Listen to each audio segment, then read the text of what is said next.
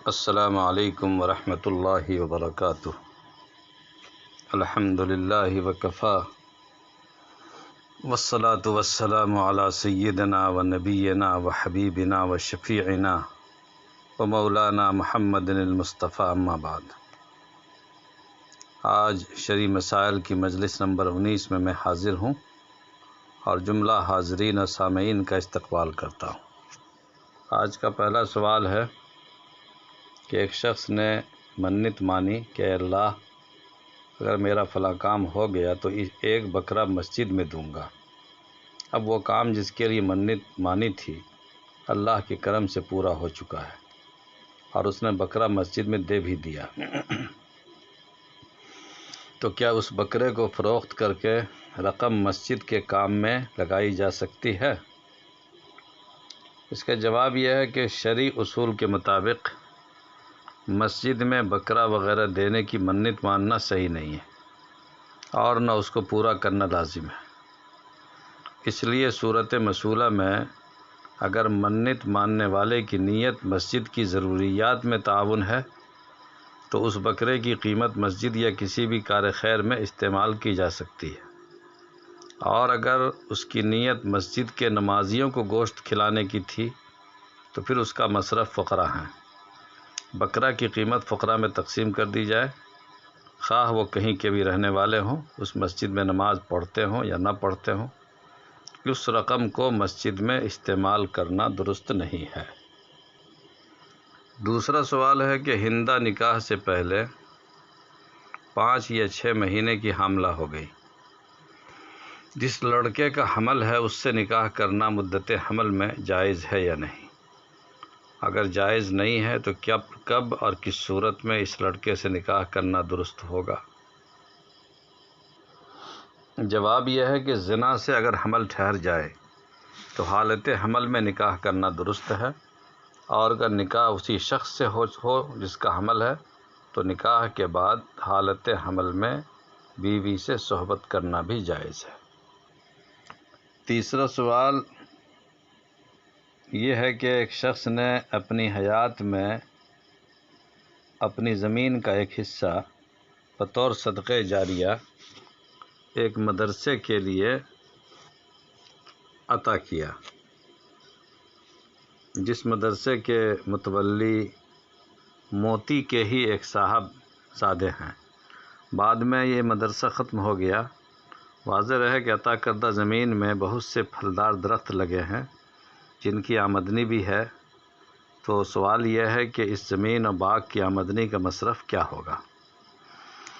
دوسرا مسئلہ اسی میں یہ ہے کہ جو زمین عطا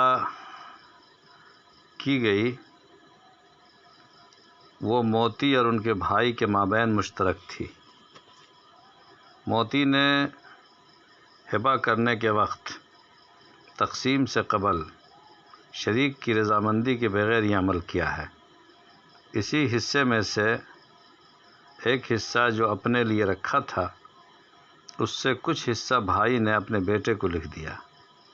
کیا شریک کا تقسیم سے قبل ہی اپنی مرضی سے فریق کی رضامندی کے بغیر کوئی حصہ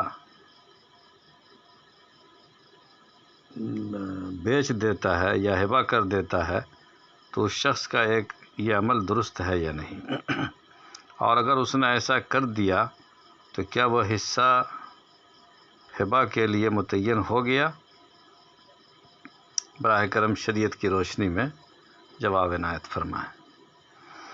جواب یہ ہے کہ صورت مصولہ میں وقف کے احکام جاری ہوں گے، اور وقف کے اصول کے مطابق اگر کوئی شخص کسی متعینہ مدرسے کے لیے اپنی جائیداد وقف کرے اور وہ مدرسہ ختم ہو جائے تو واقف کی منشا کے مطابق اس کی آمدنی دوسرے کار خیر میں خرچ کی جائے گی، اور اگر مدرسے کی تصریح کی ہے تو حتی الامکان اس کی خواہش کی رعایت کی جائے گی۔ متولی کو چاہیے کہ واقف اور عطیہ کنندہ کی تصریحات کے مطابق موقوفہ جائیداد کی آمدنی کے مصرف کی فکر کرے اور اس میں غفلت نہ برتے تاکہ اس کا ثواب واقف کو پہنچتا رہے۔ نمبر 2،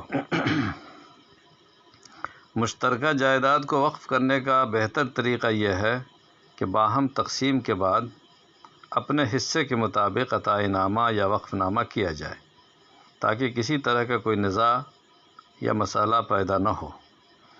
لیکن اگر کوئی شخص تقسیم سے قبل ہی اپنا حصہ وقف کر دے تو مفتح بے قول کے مطابق یہ وقف درست ہوگا، بشرطے کہ وہ اس کے اپنے حصے شرعی سے متجاوز نہ ہو۔